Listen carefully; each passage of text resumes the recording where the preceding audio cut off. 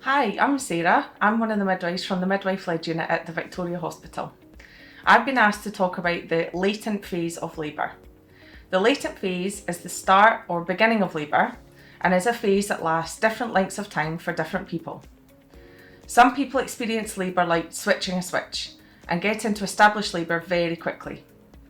More often than not though, women experience some sort of latent phase lasting maybe only for a few hours, but sometimes as long as a few days. It's completely normal and nothing to worry about.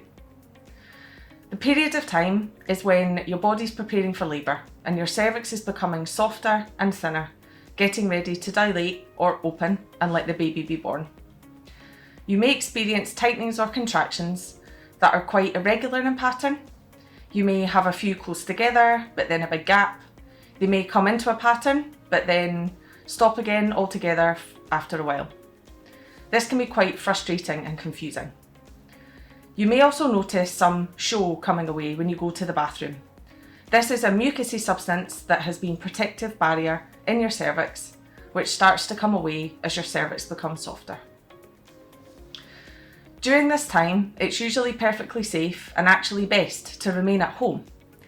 This helps you protect your hormones and allows early labour to develop into established labour as soon as it can.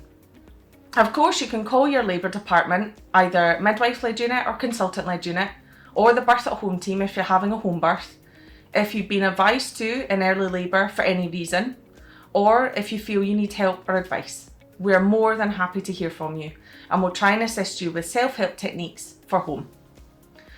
We would ask that you call your labour area right away if you think your waters are broken. What we generally suggest for this period while you're at home would be things like making sure you stay well hydrated so you feel well and are able to cope when labour fully establishes, eating little and often to keep your energy levels up, resting if at all possible when you can so you're not too tired when labour establishes, staying mobile when you're awake and experiencing tightenings, walking, using a birthing ball, etc. This helps the baby get into an optimum position for labour and birth.